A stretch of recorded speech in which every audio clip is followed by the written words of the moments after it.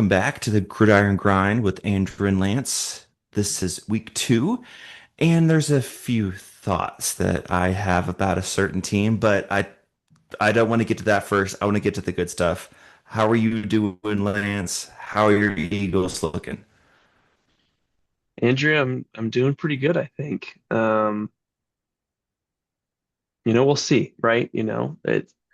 The beginning of the season is so deceptive or deceitful in the sense that it's you start off and you think if you start off 2-0, like you're solid, like we're looking really good, but it's a 17 game season, man. Mm-hmm. So you just never quite know how things are going to go. And you look at it, like one example, Lions looked horrible week one, looked really good week two. So Yeah. where where's reality? And it's probably somewhere in between. So, Mm-hmm. Mm-hmm. but great win for the Eagles. We can definitely get to some notes about it. But one thing I'll just say in particular, injuries. I mean, my goodness, there were lots of injuries this weekend. Joe Burrow. There were. One part Yes, that I was there's a interested lot of people banged up. that I was interested on the Joe Burrow front. He had a toe injury before, but I haven't heard if this is the same toe or not. I'm not sure. Yeah, I'm not sure. Which I just thought was surprising. I thought for sure that someone would have said, "Oh, this is the same toe," or "No, this is a completely different one," or I just was Mm-hmm. surprised that that did not come up at all in the conversation. The only conversation is 3 month injury. So, um, Mm-hmm. yeah, man, it's crazy. It's crazy. Injuries can change how lucky you feel as a team in the blink of an eye. So, yeah. Yeah, it really can. And then in that Eagles game, which the game of football, it's a game of inches. It's a game of inches. I mean, week one, Cowboys fans say that if CeeDee Lamb caught that ball, that he is still running and he scores a touchdown and they win. Well, if he scores, they have the lead. Doesn't necessarily mean that they win because there's still time. And then last week against the Chiefs, that pass that, Travis Kelce normally Mhm. catches a million times, and he just bobbled it right in the hands of Mr. Bakuba, who I told you he was going to be something. You They got a did. sack or two in that pick last week. I mean, He he's all did. over the place. So if Travis Kelce catches that pass instead of a pick, that's a touchdown, and who knows what happened. Eagles probably, honestly, probably still won because they're the better team, but that touchdown, I don't know if that would have given the Chiefs the lead or what it would have done, but it was a 4 point game at the end. So it's a game of inches, man. A game of inches. Yeah, I mean, we're gonna have to get to it, Andrew. I'm just gonna, let's just get to it. The tush push brotherly shove conversation, it's gonna come up. Mm, It's already been coming up. Um, I gotta be honest, I am torn about it after watching this past game. hmm Part of me really does understand, but here's what I'm gonna say, and I think it's really important. I think that the wrong conversation is happening about the tush push and about things in Okay. general. I've brought this up before and I will absolutely bring it up right now. The issue is you can't even challenge previous mistakes that referees are making. That's the issue. Mm, That's the issue. You're talking about the play and saying that that's the problem. No, the real problem is that you can't challenge anything as a coach with your challenges and say, I think you missed X. And I think it's hmm very simple. You just say in the proposal that if you're a coach that wants the challenge, that is the only thing they'll look at on the play because you are using your challenge. You are using a timeout. And hmm that to me is a far more appropriate approach to dealing with the problem because it's not just the tush push. There was a 3rd and 1 that the Eagles had where they threw the ball to AJ Brown, and it looked like to me he got the first down. It was about a 9 yard catch, hmm but they ruled him short, even though he rolled over the top the defender. mm, Completely missed it. But I'll give you another example.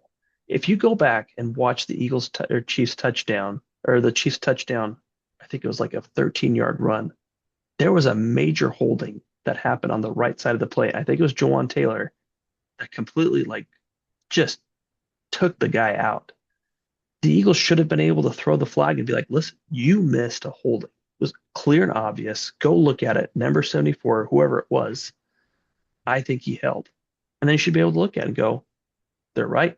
We did miss a holding. We need to go take this play back. We're going to pick up the touchdown and we're going to give him a 10-yard penalty. So that's not me saying that there's not issues. But the real issues is, or the issue is that the referees did not have a good game. They didn't. It was Mm, not a good game. They missed a lot of calls. They did not do things cleanly.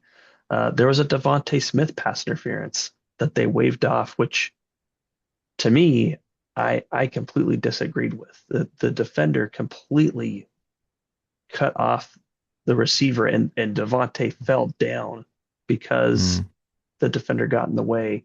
They said it was uncatchable, but in today's NFL, I think it's really hard to determine what's catchable or not catchable with the talent of receivers. yeah, that's fair. Like, don't tell me that you honestly know 100%. I mean, the only way it could be uncatchable is if the ball is over 5 yards away from the receiver at the time of an attempted catch. If that's where it is, okay, you're probably right.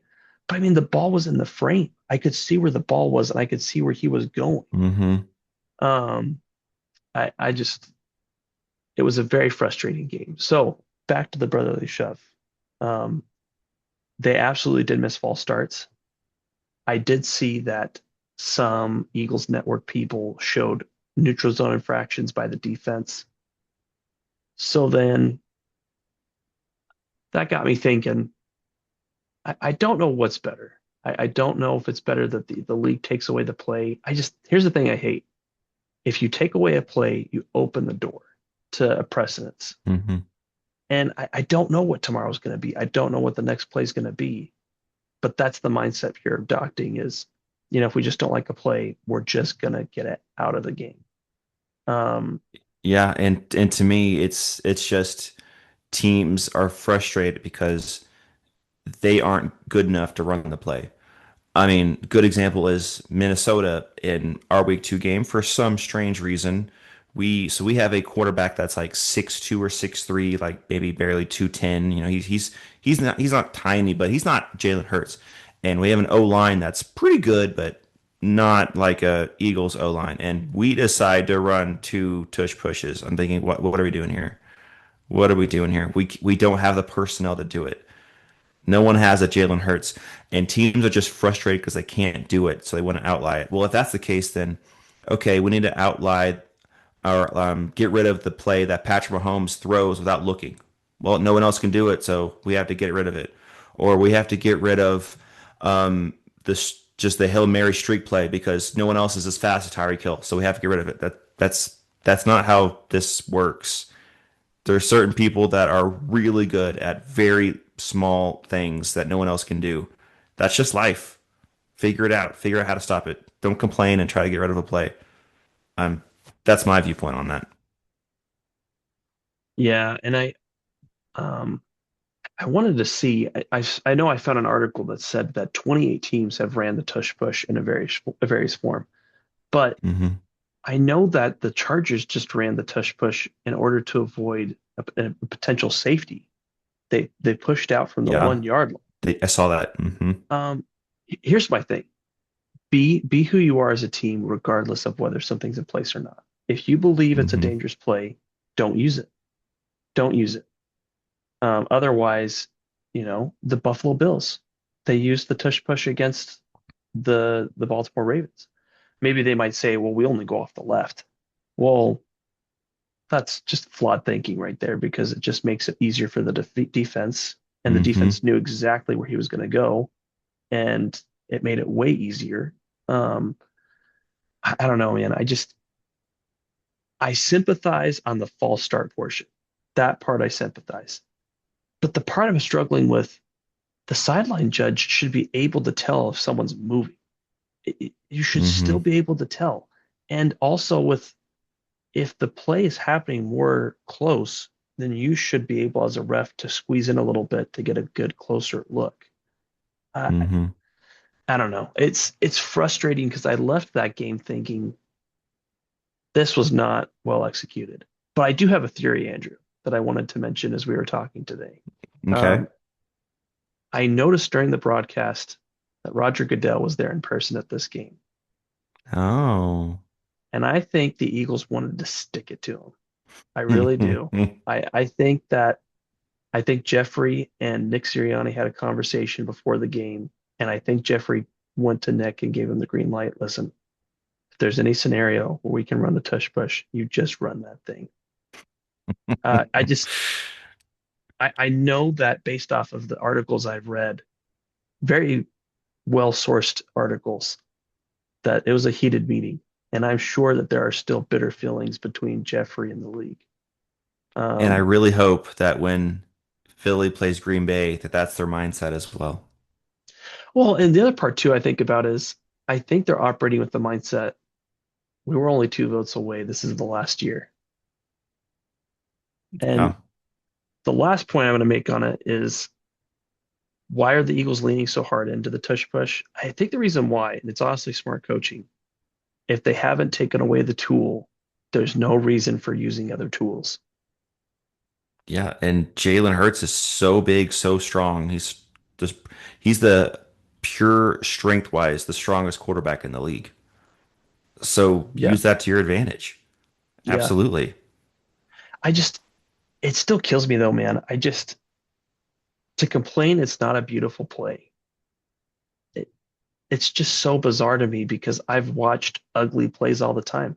Well, here, let me give you an example. If the Vikings want to choose to use Aaron Jones off of a single back up the middle play, and I think to myself, wow, KOC, you are just vastly underutilizing Aaron Jones and the talent he has to offer because you're so insistent on a certain run formation. You know what? Let's take it out of the game because you're hurting my fantasy team. We're not going to do that. That's just a stupid mindset. I'm the one that needs to just admit I'm not the coach. I'm not the players. I'm not the one on the field. I just have to accept what I see. I mean, I just think that that's just silly. I, what if someone decides to run a jet sweep and, the player isn't paying attention and gets absolutely walloped by the defensive end on the end? Does that mean we need to get Hmm. rid of the jet sweep? Is the jet sweep the problem? Or Nope. I don't know. I realize that some Yeah. people might say you're being ridiculous here. I would look at every other option. What else can we do?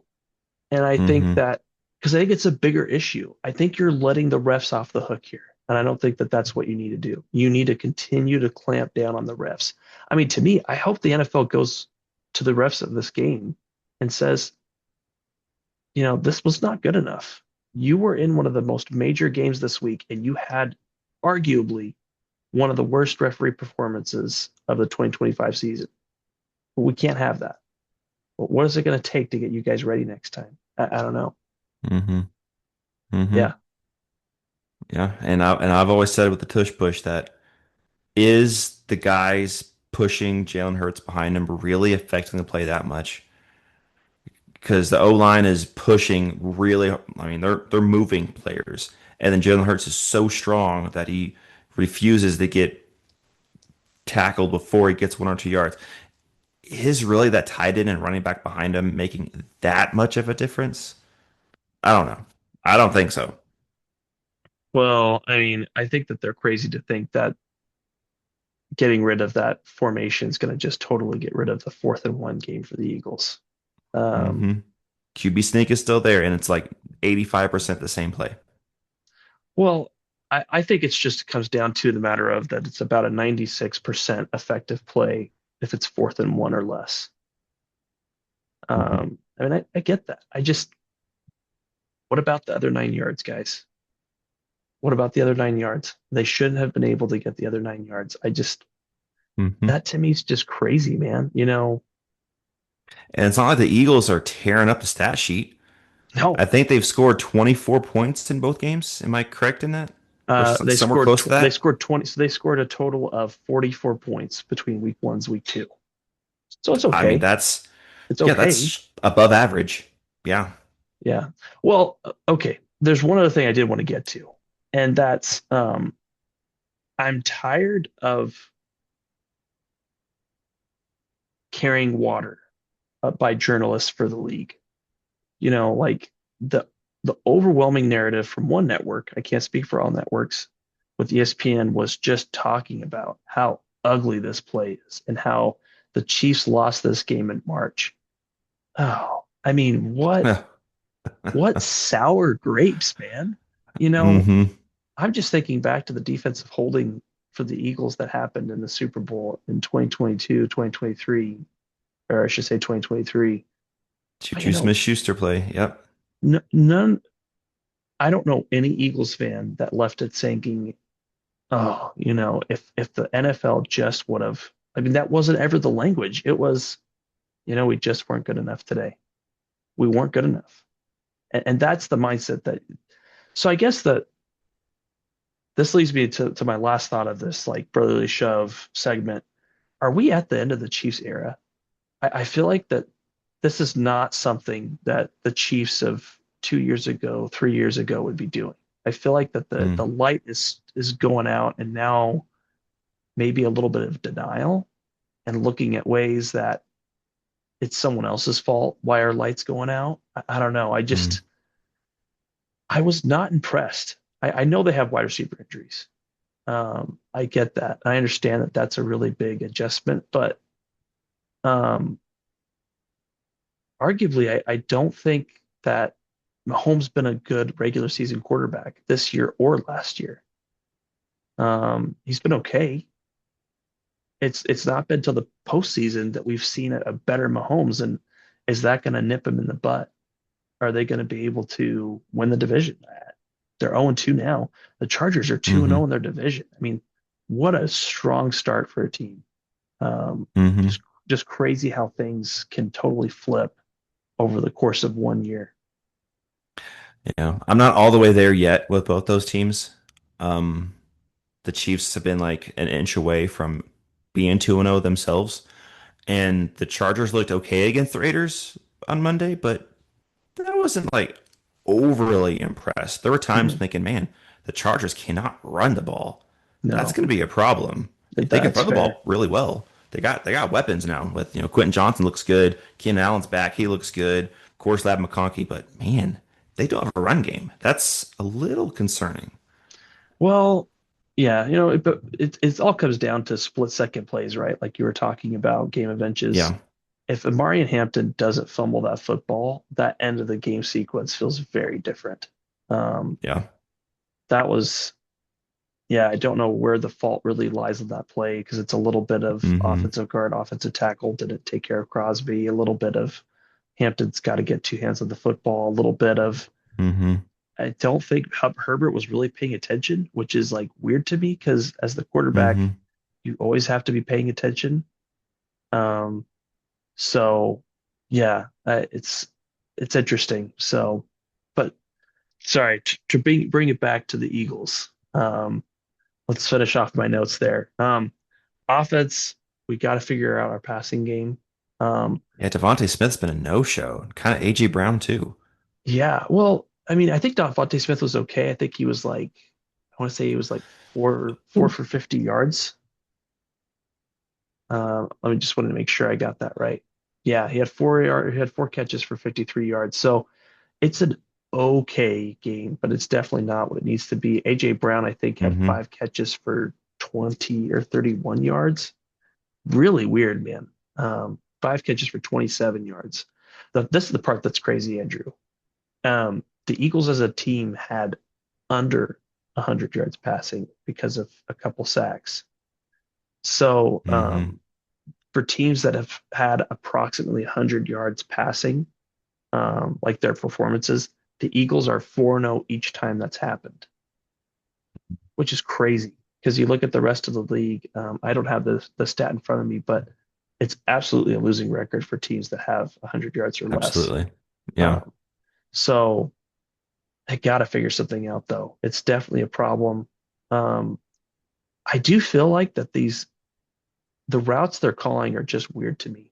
They're overly hmm obsessed with deep passes and they can't seem to get the deep passing game going, but they're not willing to go to like a 10-yard pass. Um, there's I one know how you play, feel. I know, man. We'll get to it. So they got to figure that out. Saquon Barkley's doing his best. I mean, he's Hmm. really getting every yard he can get, he is getting. He's not leaving any meat on that bone. Um, Hmm.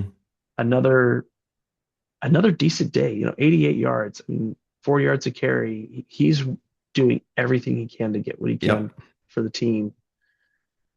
I think that one of the things we're just seeing right now is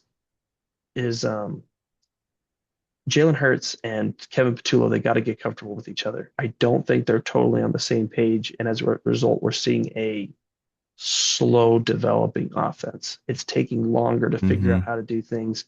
It's one of the hard parts about not playing the preseason. There's no time to really Hmm. on the field adjust. It's just the the intermittent like scrimmages between teams can be helpful, but it's not the same thing as in the game. It's a different feeling. There's not a crowd. Um, you're not really playing for points. So we'll see how it goes on that front. Last part I'll talk about is the Eagles defense. They had a really impressive day. Darius Smith. Um, Yep. I could not believe it. I kept seeing 52, 52, 52, and in my head, Andrew, I'm like, I'm an avid Eagles fan. I don't know who 52 is. I'm gonna go look it up. And then right as I was about to look it up, the broadcast was like, and Darius Smith.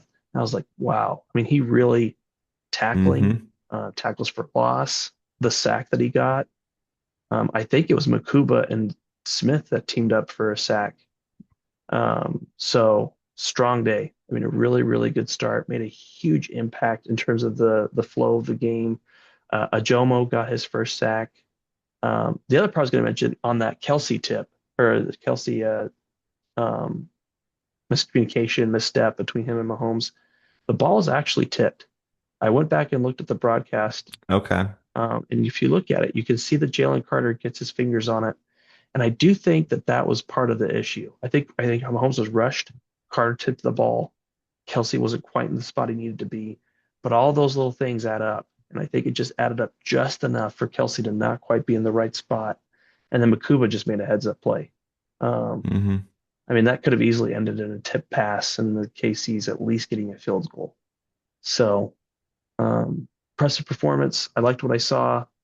Got to figure out things in offense, and it's on to the Rams now, man. And that one's That's a probably big one. probably tougher. I think it's going to be tougher than the Chiefs one, and that one was tough. Matchup wise, probably. Yeah. Matchup wise, yeah. Yeah, because that Rams D line, it's legit. Yeah, yep. Well, Andrew, we held off long enough. We probably got to dig into the nitty gritty for the Vikings game. I think our time's about up, and I'm just kidding.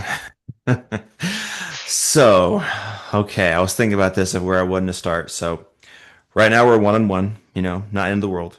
We're got a division win. Um, Atlanta lost. It hurts.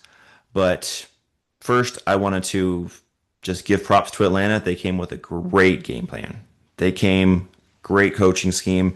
So, what do you do whenever you're playing a defense that loves to bring exotic pressures, exotic blitzes? You don't really know what you're seeing as a quarterback. What do? Run the crap out of that ball. They ran 39 times. That you don't see that in the NFL ever anymore. But the Falcons ran the ball 39 times. I think Penix probably only had like 13 pass attempts. It Yeah, was it was really low. Um, and to give the Falcons credit, it was working most of the time. But even when it wasn't working, they stuck with it. They ran and ran the ball. And Flores' man run blitz schemes, they just kept barely missing on Bijan. He would just be patient enough. The hole would just barely break out, and boom, he's gone. 5 yard gain, 10 yard gain, 12 yard gain every time. The first drive, his first carry was like for 25 yards, right out the gate, setting the tone. Just got to give them credit. And then on defense, what do you do with a young quarterback? Do something that you haven't seen before.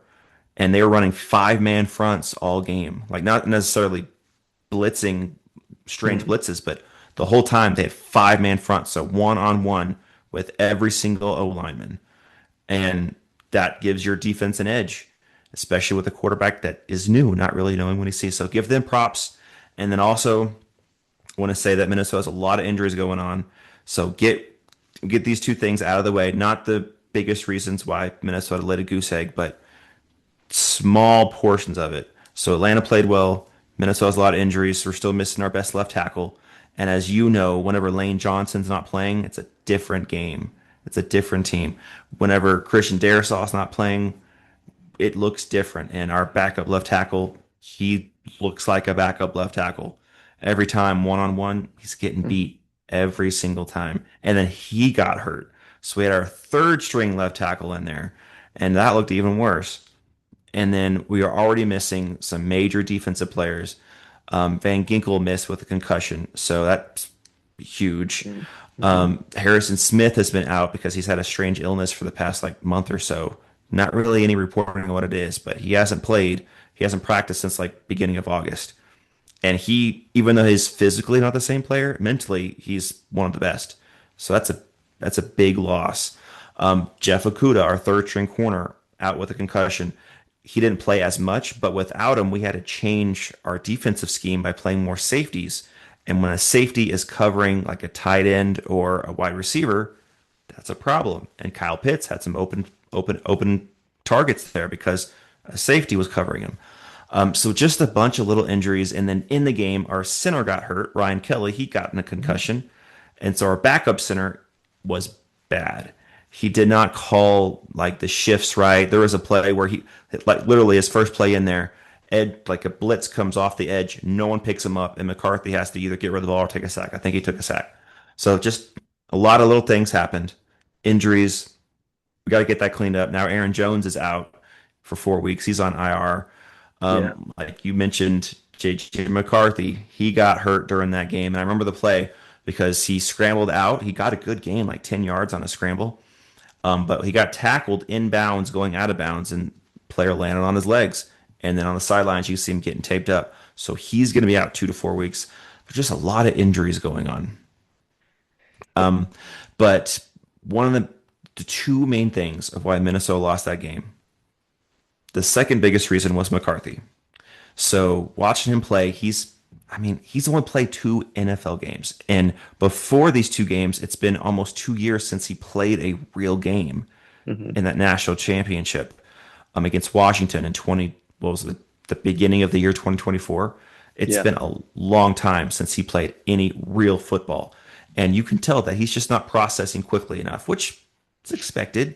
It's expected when you're only 22 years old and all you've done is taken part of one training camp this year. Last year, he didn't really take part in it because of the meniscus. So it makes sense, but you can see him. He's out there looking, and you can tell he's thinking. When you're thinking, that's a problem. You need to react, not think.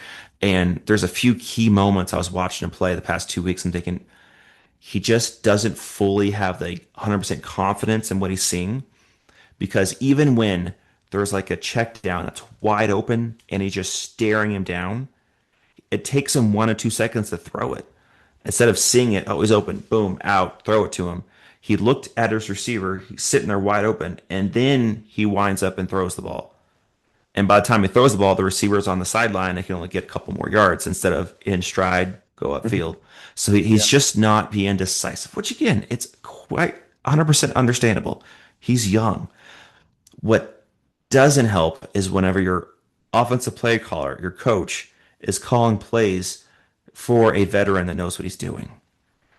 There was a stat that I shared in our group chat, which I heard yesterday. I was thinking, wow, that is insane. I believe it from what I've seen, but that is insane. So there's a stat of for quarterbacks of air yards per attempt. So how far is the ball traveling before it gets to your target? JJ McCarthy, 22 years old, 2 starts in the NFL, is second in the league right now.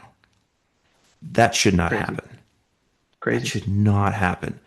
You need to call plays where there's a check down here, 5 yards here, quick slant, little 10-yard out, the really simple stuff. Get them in rhythm and then take a shot now and again. Not every play you're hunting downfield, which if you have like a Patrick Mahomes or a Justin Herbert or someone who knows what he's seeing, absolutely. That's awesome. Hunt downfield. And I'm sure that KOC's play calling that there are players getting open because he's a great play caller. He's a great schemer. This guy's going to be open here at this time because this receiver's taking this coverage. All that's awesome, but it takes too long. Hmm. It takes too long for a young quarterback to truly have confidence. and anticipating that, hey, this receiver has two guys on him right here, but this receiver is about to take him off and he's going to be open right there. So I got to throw it now, get the ball right there. Hmm. He doesn't know that yet. He's too young. It takes time. So KOC needs to simplify the playbook, get little check downs, tight end over the middle, running back outside, little slant here, just simple stuff. Move the ball, get first downs. And he's just not processing quick enough. And you can see that he's almost making a decision and then he tries to take off. And by the time that happens, the pressure's getting close enough and they break off their block and he gets sacked. It's like a second off for him right now. And with that, he got hurt. He hurt his ankle. So he's going to be out 2 to 4 weeks. So looking at that, it's easy to see what's going to happen. So we play the Bengals. He's not playing against the Bengals. Then we have 2 games overseas back to back. He's not coming. Yeah, I He don't think might he be is either. he might fly with the team just to support the team, but he's not playing those 2 games. Then we have our bye. The first game he's possibly back is home against the Eagles, and that's possibly back. He'll be healthy enough to play, but I'm kind of reading the tea leaves a little here, and this might be good for him in a way. I know he needs real game action, but he needs some confidence. KOC needs to work with him some, and we picked up Carson Wentz before the season, and Carson Wentz has been around a little bit. He's played some football, so I don't believe he is going to wait and hunt downfield. I think he is going to take just a simple check down. Hey, this is open. Let me get 5 yards, move the ball, continue, go downfield. I think he's going to be fine. I don't think he's going to be like 2017, 2018 Carson Wentz with the Eagles. I don't think he's going to be with how he looked against with the Colts either. I think he's going to kind of be somewhere in the middle. Not a disaster, but not like Mm, an MVP candidate. He's going to be somewhere. He's going to be fine. He's going to run the offense. It's going to actually look like a competent machine instead of three and out, three and out, three and out, punt, punt, punt. Um, and I think we're going to have some success, especially game one against the Bengals. mm. I was reading what the Bengals do. They do not blitz. If JJ McCarthy was playing, I think they would blitz him, but he's not. It's Carson Wentz. So I don't think they're going to blitz. They're going to sit back because I think in 2 games they've sent someone extra like twice. So I think they're just going to sit back and Carson Wentz knows what he's going to see. He's going to say, okay, that section right there, ooh, 8 yards. All right, 5 yards here. Run the ball a little bit. I think our offense is going to be somewhat conservative, but able to move the ball. And that's what we need to do. So I kind of, in a way, I kind of like that McCarthy's going to miss a few games. That way we can just get back to basics, get our guys healthy. Hopefully Christian Darisaw comes back, and that's going to change things. And also probably a low key good thing is the Aaron Jones injury because KOC he loves his players and to a point where he's a little stubborn, where he's not going to change things. Like game one, Aaron Jones is starter. Okay, sure. We don't really know what we got with Jordan Mason just yet in real game flow. But when Jordan Mason hit the field in that second half against the Bears, he looked phenomenal. He did. So what should the decision be? That Jordan Mason should probably get more touches than Aaron Jones. Hmm. But KOC can't quit Aaron Jones. And so Aaron Jones got more touches in that first half than Mason until he started to get a little dinged up. And he went to the sidelines. He was kind of hurt. He came back, but he wasn't the same thing. So I think this is going to force KOC's hand to say, okay, it's the Jordan Mason show. And I think he's going to look really good. As long as we get, Ryan Kelly back because our backup center did not look great. But we got some big boys up front now. And hopefully KOC will let Jordan Mason run. And then they get to the run game. That's another topic I want to talk about. So KOC has been improving in that area. So I looked at the play calls for the first half of that game, whenever the game was still like a field goal or a touchdown away. Fourth quarter, you have to start really starting to get a little aggressive. I get that. So the run game is going to be a little bit less. But outside of like that 40 seconds, whenever we hit that pass to Jefferson over the Hmm. middle and he got 50 yards. So other than those 2 back-to-back passes, I didn't count that drive. We got that field goal. We had 16 passes and 10 rushes. That's not bad. That's not bad. That's almost 50-50. The problem though is the timing of the rush attempts. KOC needs to kind of learn more on situational football of when to run the ball. Because within that game, when it was 3rd and 2 or less, or 4th and 2 or less, there were 9 times. 4 times we threw the ball, 0 for 4 on converting. 5 times we ran the ball, 3 out of 5 we converted. What's that tell you? Run the ball on 3rd and 2 or 3rd and 1. And he didn't do it in that fourth quarter. There was a great scenario where we're moving the ball a little bit. It's 3rd and 1. And instead of doing a simple handoff up the middle, get first down, redo the chains, he calls a pass play. And JJ McCarthy throws one deep. It was a great play call. Jalen Nair's wide open, Mhm. but JJ McCarthy is struggling.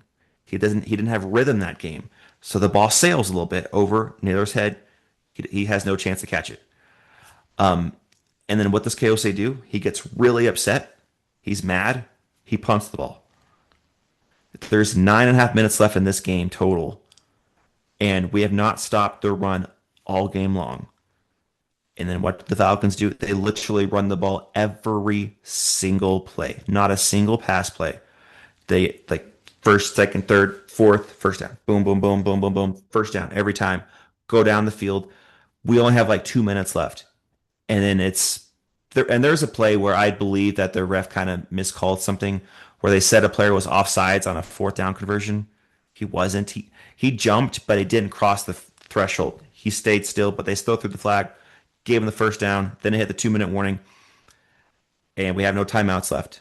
We used all our timeouts and a 2 minute warning on that drive, and so our defense decides let's just let him score. So Algier runs in the middle and scores a touchdown. And there's like a minute 40 left, Mhm. and we're down by 16 points. So that's basically the game. What if if we decided to go for it on 4th and 1? Let's say we don't get it. They get the ball on the 30.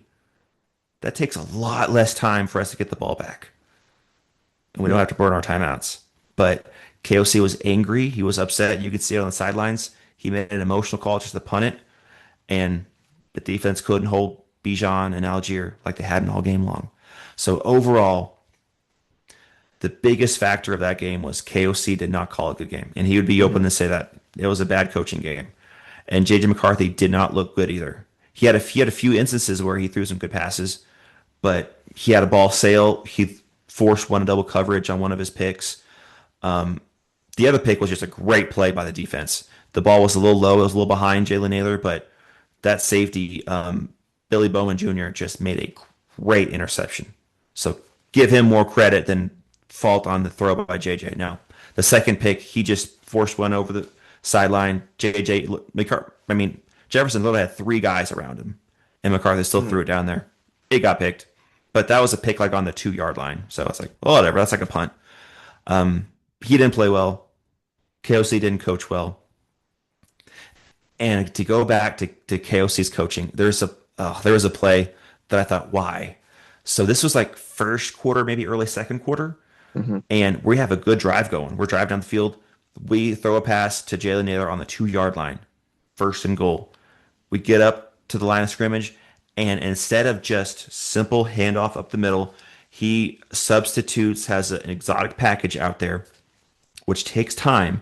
And so we're up to the line of scrimmage, but the ref isn't letting us snap the ball because we substituted. And so Atlanta gets a chance to substitute. And by the time the ref moves to let us snap the ball, there's literally 1 second on the play clock. Literally 1 second. JJ's trying to snap it, trying to hike it. It doesn't get hiked. We get a 5 yard penalty. Move back to the 7 yard line. And then it's 3 straight passes. And nothing happens. So we got to kick a field goal. Just call a simple run play on 1st and goal from the 2. KOC doesn't do that. That's Well, something he but has to learn. that's the part that I've shared in the past is he overthinks things. I think Hmm. he just sometimes plays 3 level, 4 level chess, and he just needs to play straight up chess. Yep. He, Yeah, the pass well, play that he called after the false start, it was a fake pitch, fake handoff, bootleg to the right, and nothing was open, and JJ McCarthy gets sacked. That's too much. it just, yeah, it doesn't need to be that complicated. And Hmm. I just think that his run plays could be more creative in the sense that it's just more of putting blockers in a better position to get the run game flowing. I just think sometimes he'll And he has to trust it more.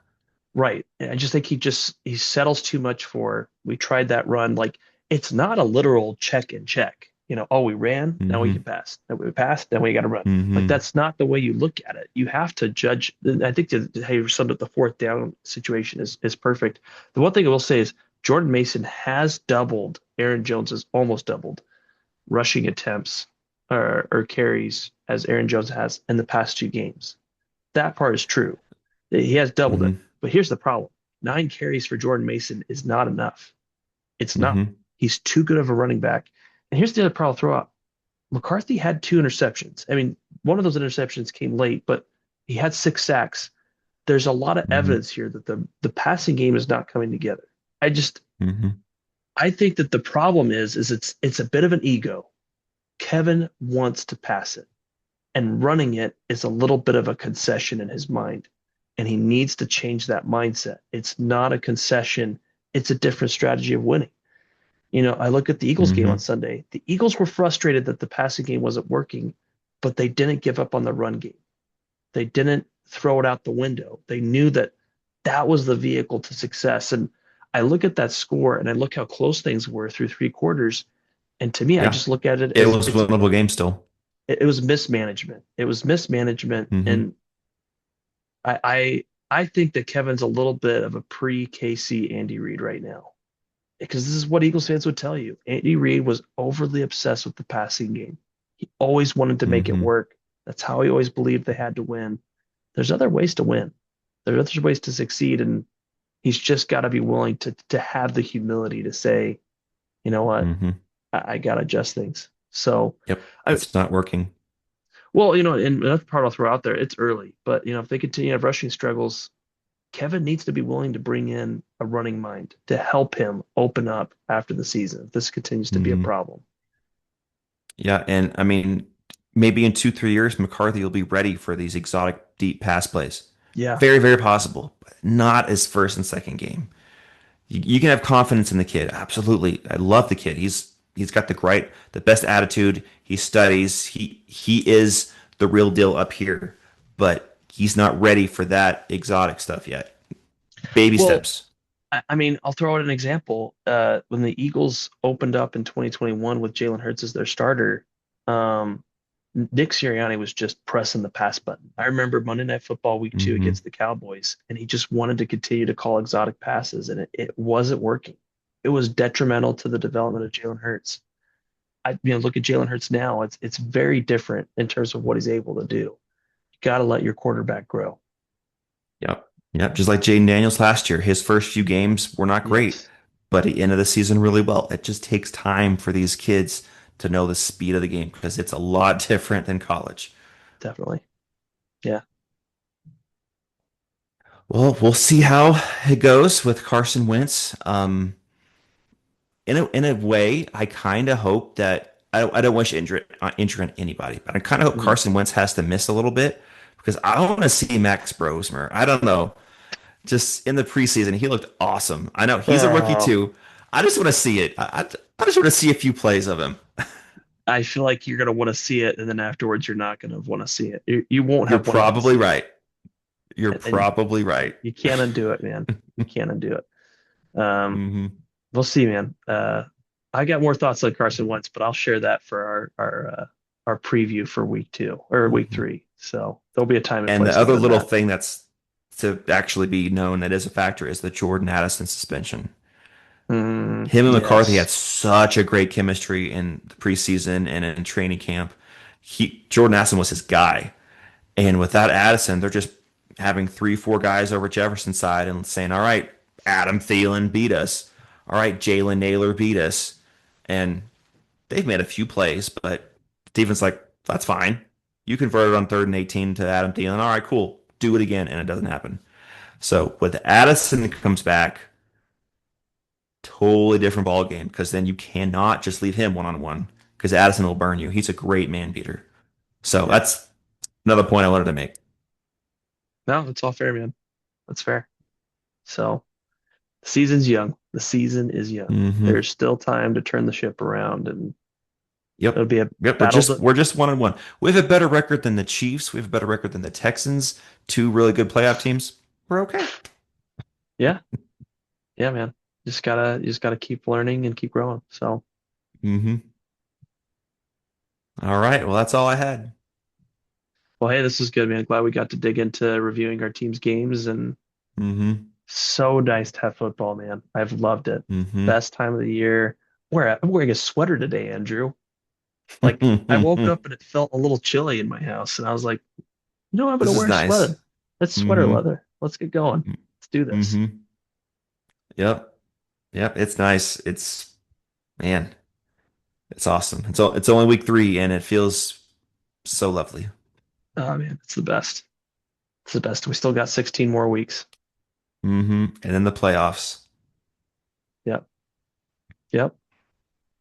Well, that's it for me, man. Glad we got to do this. So Yeah. looking looking forward to it.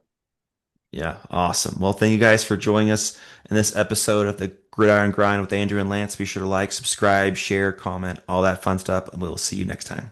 Thanks, everybody.